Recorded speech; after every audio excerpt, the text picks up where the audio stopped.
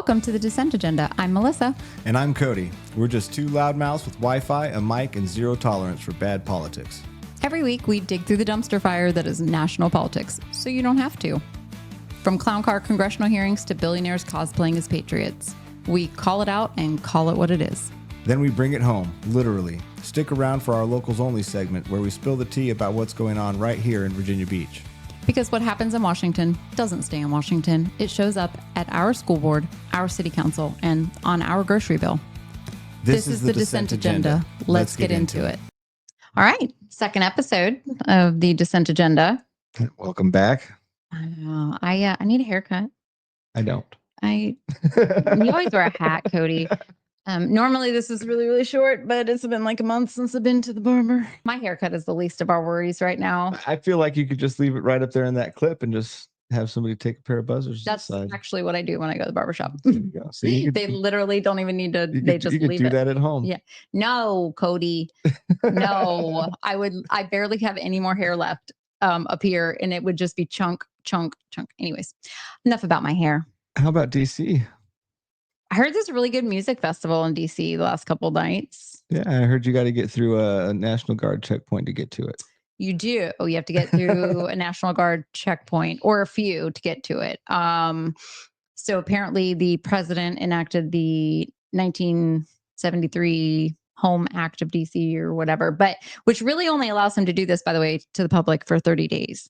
And then Congress has to approve of it. But we all know that Donald Trump doesn't really care about what Congress has to say.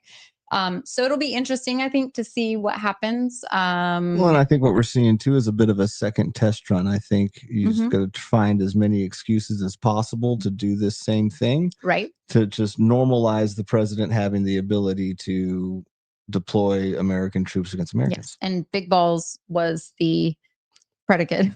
Oh, yeah. And I don't know why anybody's. I'm not really sure if Big Balls really got jumped or not, but I mean, because we're never going to really know the story. Shocking how there's literally no body cams or any kind of video about what happened. But and I love how the story is he did it being a hero. Yeah. No. I mean, we were just a guest on another podcast. Shout out to Arrington Gavin for having Cody and I on his podcast. If you guys are not familiar with Arrington Gavin, he is another Hampton Roads local, has a great podcast called The Arrington Gavin Show. And you can find him on Spotify, YouTube, all those great things. But anyways, Goatverse TV. We learned something new. So we're going to try and get on Goatverse as well. But you said the hero. Can you repeat your hero, villain, victim? Oh, yeah. It's in the press conference when Trump was talking about deploying the troops. You know, first of all, we're talking about something that's true for all authoritarian leaders, right? They thrive off creating this oversized hero image. I'm the only one I'm the only one that can save you. I'm the hero. But in order to be a hero, you need a villain. And that is, currently right now, anybody in the LGBTQ community, anybody of color, basically anybody that's foreign in any way is the villain, and they're out to get you, and they're dangerous and rapists and murderers, but really nobody wants to talk about. And then you need a victim, and in that press conference, he even looked at the reporters and said, "You're victims of this too. You're in danger. Do you want to be safe coming out of your home?" And you create this whole story that, especially if you don't have any real knowledge, if you're not educating yourself or tracking anything, it's very easy. And if you've never been to DC, it's even very comforting to accept that story. Oh, yeah, the strong hero is protecting us from the big bad guys. Like, I love DC. I don't know about you. You've been to? I've been to, yeah, absolutely. Yeah, I mean, I just bought my car in DC a few months ago. I love DC. I do not feel unsafe in DC. Are there parts of DC where it could be unsafe? I mean, sure. I haven't experienced. There's parts of rural Alabama that could be very unsafe. Exactly, actually, right. According to the murder statistics, much more unsafe. That's right. The majority of the, I do believe, the red states are the ones that actually have the highest rates of crime per capita. So, that's such a good point. Like, if you just don't know, like, I mean, the reason I'm afraid to go to DC right now has nothing to do with the people who live in DC. But I mean, it's not going to stop me from going to DC because I love me a good music festival. Love a good music festival, y'all. So y'all might see me in DC and then over the next couple of weeks at some point, because it's just in case for those of us that watching that don't know what a music festival is, I'm not really talking about a music festival. So last night, the music festival was on 14th Street because there was a checkpoint, not a DUI check stop or anything like that. No, just a hey, we're gonna stop and see if we can arrest you. Yep, stop and see if we can arrest you. And I don't care what side of the political spectrum you're on. I have a hard time with the fact that more of us, regardless of how you voted, are not having a very serious problem. Well, you need to realize on every side too that if you create the tools of fascism, anybody can use those tools. Anybody can use those tools. That's correct. They may not always be used by your side. That's correct. Exactly. And so, which we're learning that about the maps, right? So they're like, oh, we're going to take, Donald Trump told the governor of Texas, who knows that he'll do his bidding because he's just a little puppet. But he said, give me 5 more seats. And they're like, okay, well, mid census, we'll go ahead and gerrymander some seats to get 5 more congressional seats because of it, the current. That'll help me continue to be able to do whatever the heck I want without Congress getting in my way. Exactly. And so in response, some other states now, just for the record, I don't support gerrymandering in any way. I don't support it. Voters should be choosing their representatives. Representatives shouldn't be choosing their voters. That is correct. And I mean, if computer modeling and taking the human element out of redistricting is what's necessary. It's something that I guess needs to be considered because clearly by having the human element in, Republicans and Democrats have gerrymandered.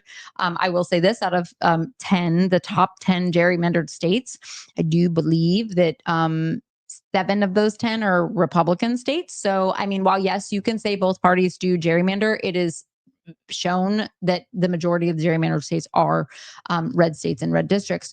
So if you can't win, you got to cheat.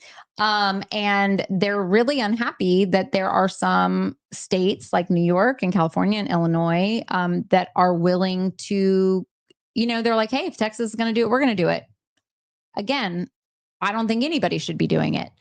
But, you can't take a knife to a gunfight, as they say, right? You got to take a tank at this point. So I don't know what's going to happen with that, but we'll see. I saw that Trump sent National Guard to Gavin Newsom's press conference today, which is very clearly intimidation.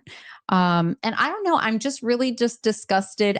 I don't know if I'm more disgusted with what Trump's doing because that's expected, or if I'm just disgusted with our neighbors and people who can't openly acknowledge that this is a problem. That's what I'm really disgusted with, is that because you're too embarrassed to say I made a mistake or this isn't what I voted for, your pride will be injured. I just, where's the humanity?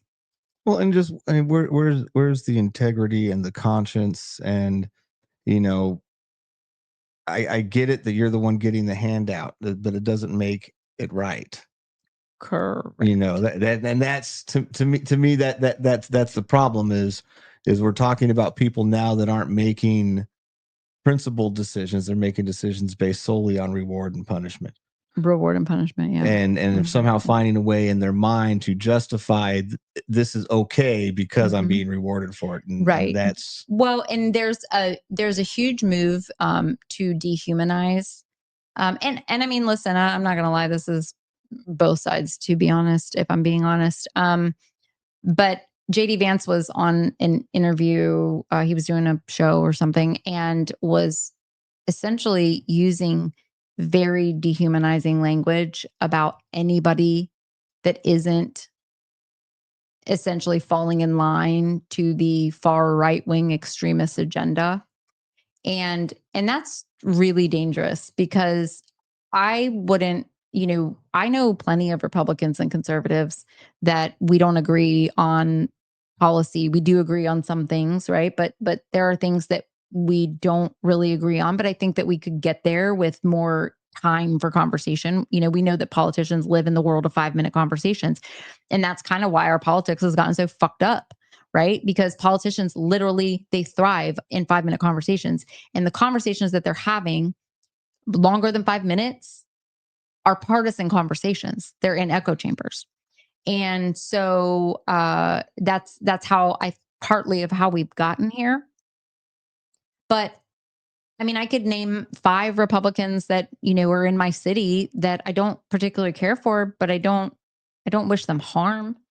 I don't want to dehumanize them to the point. I mean, I certainly would like to give them a little shake. Well, I mean, But like having a difference of opinion with me about the benefits of public transportation does not make you a rapist and a murderer and and a demon. That's right. It means we have a difference of opinion about public transportation and the benefits of it. Yeah. And that's the cards that are being played now is like, oh, you don't agree with this. Well, you must be a drug trafficker. Right. Right. And I mean, and also, it really bothers me that we have no real account. I mean, look, the Epstein files, people are not going to stop talking about the Epstein files. What is egregious to me right now is that the Bureau of Prisons their policy is that sex offenders, especially violent sex offenders, do not get minimum security. And where, after 2 days after talking to Todd Blanche, the deputy AG of the United States, who was also Donald Trump's personal attorney, after 2 days of speaking with him, somebody overrode the Bureau of Prisons policy, and it wasn't the Bureau of Prisons. Somebody gave the okay to move Ghislaine Maxwell to a low supervision or minimum security facility across the country in, I think, Arizona or something. These people are protecting sex traffickers. The victims of Jeffrey Epstein and Ghislaine Maxwell and every other person that has trafficked or sexually assaulted or raped young girls. Those people need to be punished, and they are actually being protected. Oh yeah. Well, I mean, and it's wild to have somebody justify bringing the National Guard into a city based on its crime, and that same person be somebody that mass pardon.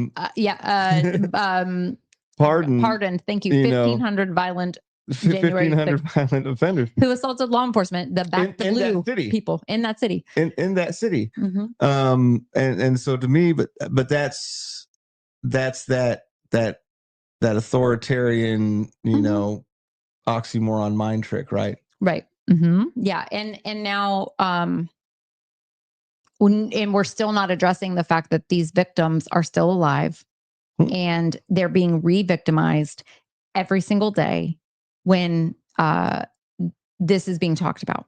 Right. And I mean, I would also encourage any conservatives listening that if you're like, man, that damn crazy leftist lady with this shaved head and tattoos, she just look up Katie Johnson. Just look up the court documents. I mean, it's all filed in federal court. I mean, Katie Johnson was a 13-year-old girl that testified and that she was raped and assaulted by Donald Trump when she was 13 years old. So also having a 17-year-old who was stolen from your resort, Mar-a-Lago, who was worked in the spa and did massages. If I ever walked into a let's overlook how creepy and inappropriate like you can get licensed as a massage therapist at 17 years old. What are you talking about? Yeah, let's overlook how creepy and inappropriate it is that we have an underage teenager working in the adult spa. But also, who knows all their underage teenagers working in the adult spa for them? Mm-hmm. Who knows what's going? Who knows when they left the job that they went to go work for your pedophile buddy? Yeah, right. It's normal, right? That's normal for the owner of the company to be. I guess he's just real involved. Mm-hmm. I think what people need to understand is that these people, and listen, this is not just Donald Trump, it's not just Jeffrey Epstein, this is not just Bill Clinton, this is not Bill Gates. Listen, put them all in jail. Every single one of them. Every single one of them. I don't care. I don't care if they're Democrats. I don't care if they're Republicans. I don't care. The real issue here is that what they have done is because what they did is because they do not care about these young women. These young women were specifically recruited out of lower socioeconomic households to do this. Of course, money flaunts, and I think this like hits a little close to me because I was a teen mom. I was, got pregnant at 16. I was all of the people that I hung out with were in their, early 20s. I had very low supervision, growing up, came from a low socioeconomic background. My father was a police officer, but he always had another like side gig, whether it was waiting tables because he needed to take care of me and pay the bills, or, at times he owned like a gas station when we lived in Ohio still while he was still working for the sheriff's department. So just low supervision I grew up in, right? And like I would have been ripe for the picking from somebody like Ghislaine Maxwell. I was young. I was sexually active young. I was poor. And had I come across a Ghislaine Maxwell, I wouldn't be able to sit here even today at almost 50 years old and tell you that I would not have been susceptible to being trafficked in that way at that age. And so I think people don't realize that, especially young girls that come from poor homes, right? We are, predators. They look for us. And Ghislaine Maxwell is a predator just as much as Jeffrey Epstein and Donald Trump and, Bill Gates and Bill Clinton and all of those people, right? And so it's because they don't value them as humans either. Disposable. Like those girls were just disposable. They didn't care about them, and they don't care about them today. And so I don't think most of those people care about people in general. yeah, you're right. Yeah. I can agree with I think most of the people and in that elite class, both, right, left, wherever you want to look at it, in that elite class, I think what you find is your people are viewed as assets. right. This is what we could make off of them. This is when we throw them away. This is when we keep them. Yeah. Yeah. And I just think that we need, as a society, we need to end this now and get it out here, get the names. Get the names out here. I don't care whose name is on this list. But I'm not gonna defend one person over the other. They're all the same to me. But I think that this could be, this could be, well, I think it might unfortunately go down as the one thing that we never really get the answers to. And he's using all of these other tactics to hide and run away from these Epstein files.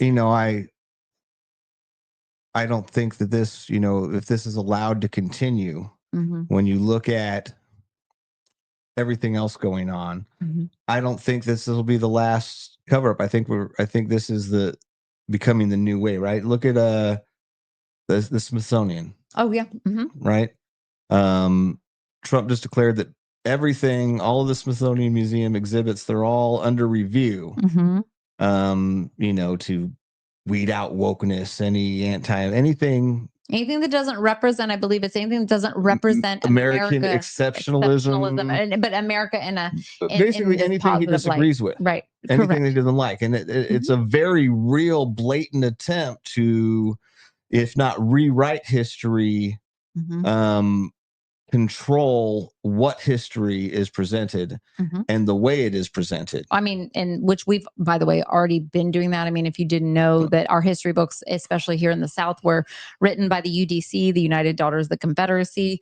And to this day, they have been improved, but you still have school districts that are essentially using that material. Right. That's why we had the big CRT controversy scare. All of that is just backlash to people trying to actually change some of that to, education systems trying to actually present Well, I mean, I think too, the whole anti-diversity movement came after, like during the pandemic, after George Floyd. If you look at a map of the United States in 2020, in the summer of 2020, there's actually a map. I have a picture of it that has pins for every single George Floyd protest in this country that had more than 100 people. When you look at the map, because of the pins, you cannot see any available land on our coastline anywhere in the country.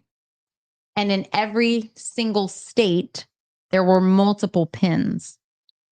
Every single state. That terrified the white elite class, and the backlash was strong, and it was like in my opinion, it was like the perfect storm with COVID, right? And so that's why you see this anti-diversity campaign, and how, DEI and they're all bad words, critical race theory and all this stuff, right? The Smithsonian situation it's really scary. Like, I mean, that part is really scary. I mean, if you go back and you look historically, what did they say? That history doesn't repeat itself, but it often rhymes. It Yes. often rhymes. And if you look at, obviously, and people get really tired of bringing up Nazi Germany, but in our lifetime, that is all that we can really compare it to, and it's our responsibility to look at that. And you wouldn't be bringing it up if it wasn't Relevant. so comparable And so comparable. and so relevant. But people don't understand, first of all, the origins of fascism, the fascistas, and how that came out of Mussolini's Italy and all of that. They don't understand that fascism is by origin a far right political. It is far philosophy. That's right. And when they call us fascists, I'm like, you don't. The fucking definition is a far right extreme ideology, like that prioritizes on the right the wing. ruling class and the state over the rights and health of the citizens, health of the people. That is correct. And I mean, Trump meets all 14 tenets of fascism. We are going to cover on the show. I would like to do a show on the where 14 we cover those 14 tenets. But 14 tenets, when it lines up that much, I mean, it's a word that gets thrown around a lot. It does, like narcissist. I mean, we abuse these words. You know what I mean? Yeah, word catches on and gets thrown around a lot. But when you look at the actual definition and the history, this is very much what happens. Yeah. Like, if you really want to get a good, clear picture of what's going on in our country, you don't have to go look at your local news, look at your current events.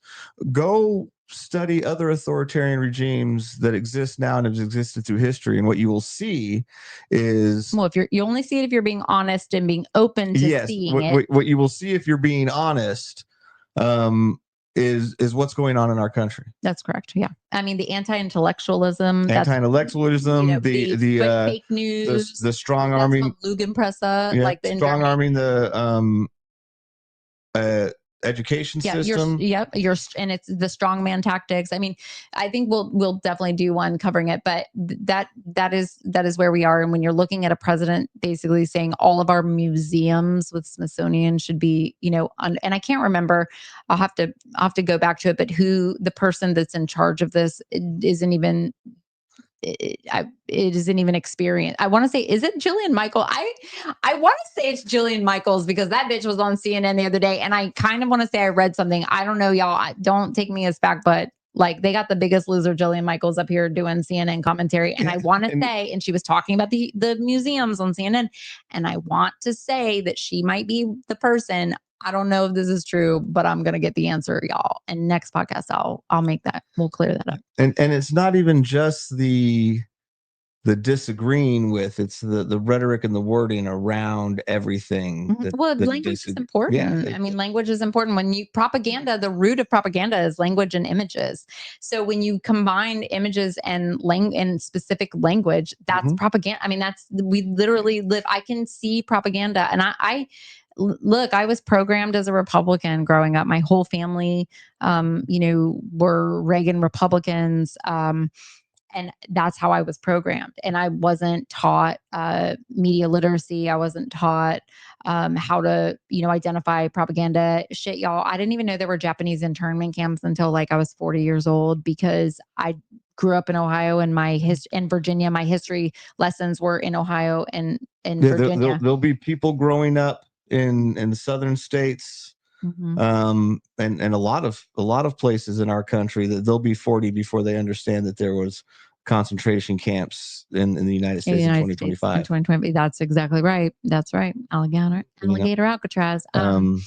So it's kind of a shit show, but I would like to, before we go on and on about the federal stuff, something really crazy happened to the school board. So, there's a school board pet. Yeah, the school board pet. Yeah, and his name is Dr. Robertson. The superintendent. Yep. And so Dr. Robertson, just to give you guys a quick update on, or just some backstory on that, Dr. Spence, when the conservative majority took over in 2022, well, January 2023, Dr. Spence knew that the writing was on the wall. They were going to get rid of him. So he took a job with Loudoun County Schools, moved up to Northern Virginia. His chief of staff was Dr. Robertson. The school board half-assed interviewed people, but pretty much they had made up the majority of them, including the Democrats, had made up their mind that this was the best person that everybody would agree upon, because the Democrats said that the conservatives would never have voted to support the person they wanted, and so basically this was the happy medium. I, of course, didn't agree, had a problem with it, let everybody know I had a problem with it, let Dr. Robertson know I didn't like him, still don't like him. He has seen, from his starting salary, I do believe was like 119,000. And in that time, he has in 2 years gone to 298,000.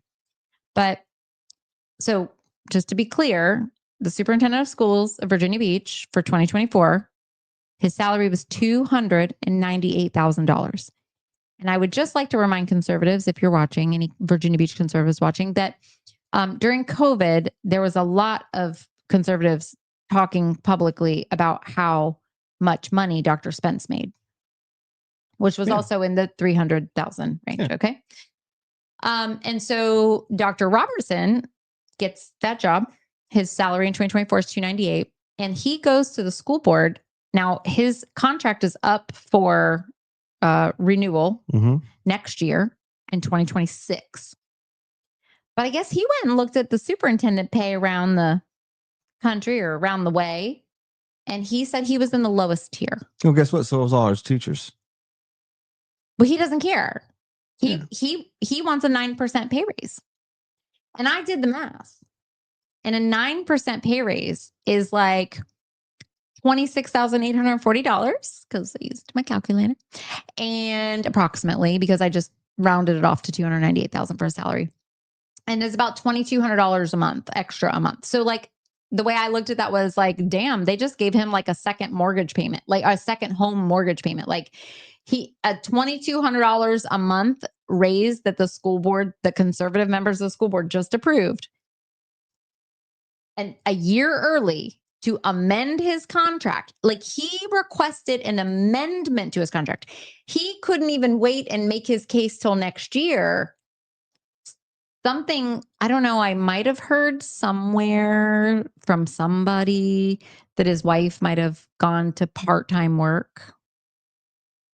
And so I'm guessing. So that's now the taxpayers' problem? So the taxpayers, because his wife doesn't want to work full time, or maybe she's not able to work full time. And it could be that she's not able to. And in the meantime, they gave teachers a 4% raise and a $600 bonus. I want to say it was between 4 and maybe they got it to 5%. But the problem is that their healthcare costs. Well, their healthcare costs, and this is something nobody else is talking about. But who talked about it almost a year ago? Melissa talked about it.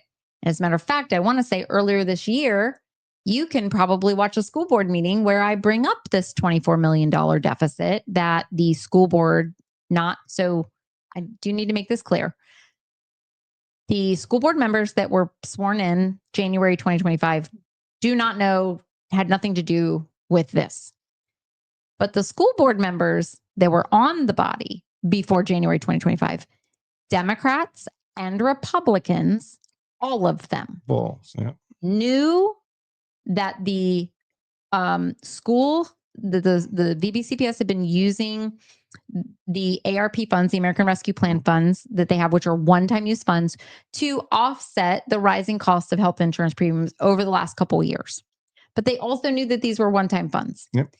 And they knew, the school board knew last year, absolutely, this is a fact. They knew it a year ago that there was going to be this deficit and that health insurance premiums for school employees were going to increase. And they chose to say nothing. Yep. And then what, just a handful of days now, maybe. Yeah, before they go back to school. Right before they go back to school, after they've, getting their classrooms spent a bunch ready, of personal money on getting their classrooms ready. After they've signed their contracts, oh, hey, we're doubling. They waited till all the contracts were signed. We're doubling your health insurance premiums. Yep. It basically, I want to say it's like, it's essentially $200 and something every 2 weeks. It's about $500. So yeah, if you have a family, it's about a $400 something increase every month. Mm-hmm. Yeah. And even a single person, I think it ends up being a couple $1,000 increase over the course of a year. And so when you look at, they were kind of happy that they got a raise, at least the 5%, even though that still makes them, they're still lowest paid teachers in our entire area. Mm-hmm. And then to completely negate that, and in some cases, many cases, more. Yeah, I've seen teachers posting that they're actually making less money now than they were after their race. And combine that with, let's be real, whether you want to acknowledge it or not, any MAGA people watching, things are more expensive. Things are more expensive. They're still more expensive. Gas They're has still not going gone up. down. Nope. Things have gone down like a little tiny bit, but everything else has gone up. Yeah, it's the grocery bill's higher. Yeah. The gas bill's higher. Everything is higher. Mm-hmm. And so we have a superintendent who just pushed for a 9% raise for himself on a $300,000 salary. And by the way, he gets perks too. It's not, I believe he gets like a cell phone allowance. He might even get a car allowance. I mean, I don't know. Obviously, I don't see his contract, because also, by the way, for whatever reason, even though he's a public employee and we're supposed to know what he makes, that $298,000 had to be, that was somebody dug really, really, really deep to find that, because they don't really make that very publicly available. And I don't know all of this, but I do 1000% know that the superintendent has, besides their salary, they have other allowances that they are paid. And so it's perks of the job, right? And it's so selfish. And then I'm floored that it was a 6-4 vote because Kimberly Melnick was absent. But I'm going to be honest with you, based on her relationship with Don Robertson, she 1000%. I would not be surprised if it wouldn't have blown us away if it had been a 7-4. It would not have blown us away if it was a 7-4 vote if she was there. She would have voted with the conservatives. But I guess I'm just really confused. Like, I'm so confused. Fiscally conservative people, they don't. Like, this is a no-brainer. But that fiscally conservative, we know it's bullshit. It's bull. It's old. It's tired. I'm so tired of hearing people with money tell somebody who manages to pay their rent, feed their kids, and manage a household on nothing that they're not good with money. Right. And it's just this whole idea, like, that, but that's what they pride themselves on. And that's what they accuse Democrats all the time of, not being fiscally responsible and that we just waste money. And I'm like, what are you, literally Democrats voted against that's a this. Hero story in their head. It can't be that, I was privileged and I had a lot of people that invested in me, and I had perhaps some sort of generational wealth and other things like that benefited me. And not everybody has that. Some people, they do come, but a lot of people that are in, very good financial situations, a lot of those people didn't come from very, very bad ones. Right, correct. Generational wealth. Yeah, no, 1,000%. And so, but you're not a hero if you didn't get there on your own merit. Right. Yeah. If it was way easier for you, then you're not this big hero. And so in order for you to be a big hero, they must be a big loser. Right. I mean, so I kind of have two theories on why the conservatives voted to do this, right? Because the Democrats made their vote clear. They said, no raise for you. Because if your teachers are the lowest paid in Hampton Roads, why should you be paid higher, like at a range or in a position higher than the teachers? Like if we're rated low, you're rated low. Why should you get twice the percentage raise as your teachers? Oh my gosh, it's insanity. Insanity. You got more than twice the percentage raise. Right. You have to be making as much money as the areas around you, but your teachers, that's not a big push for you. Yeah. So hear me out on my first theory. Okay. So my first theory is that it's basically his bonus for fulfilling and supporting all of their terrible policies that they've put in since January 2023, like the book bans and lapdogging, right? Just lapdogging them instead of giving his own opinion at all. He has the entire time just sat there and been like, well, I'm going to do what you tell me to. That's right. Exactly. Whatever you tell me to do. I'm very confident that we'll find a way to do whatever you tell me to. That's exactly right. Spineless. Absolutely fucking spineless. So that's my first theory, is that. My second theory is they're all just a bunch of, spineless jellyfish, in the sense of like they're terrible leaders. And like I have a real problem with elected officials that have zero leadership skills. Okay. If you cannot look at the data provided to you and logically say, you're up for renewal next year, we will renegotiate your contract next year. That's very basic business leadership, right? I'm a business owner. I have employees that have come to me, my independent contractors especially, have come to me and asked me for a raise. And when I have that conversation with them, we have a very candid conversation. I love every single person that works in my business, but I'm still going to have a very candid conversation about the whys and the why nots, right? And I'm going to be able to back up. If I'm saying no, I'm going to have reasons behind it that are thoughtful, and backed by data.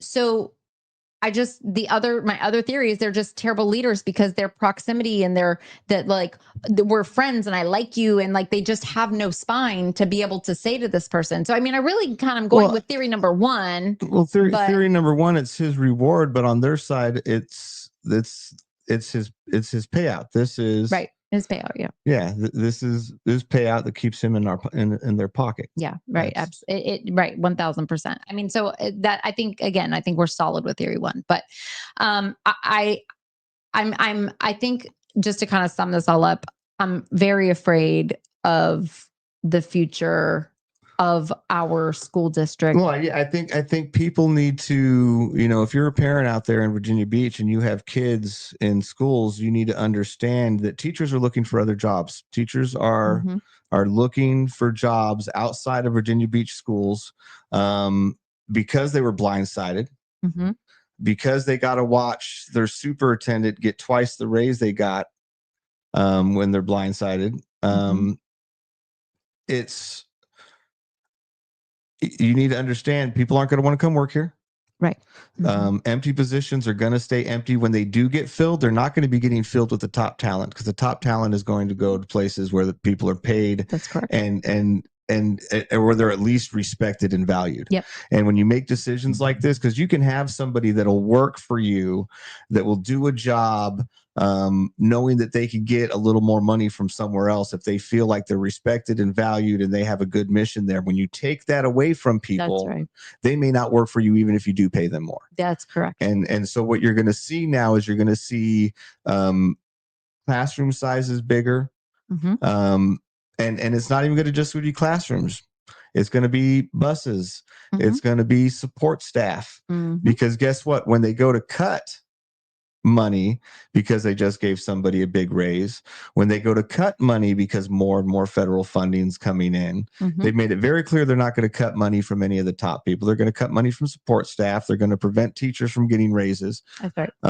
And that's going to affect our children at every level of their lives. That's correct. It's going to affect them in the lunchroom. It's going to affect them on the playground. It's going to affect them in the classroom. It's going to affect them after school. Mm-hmm.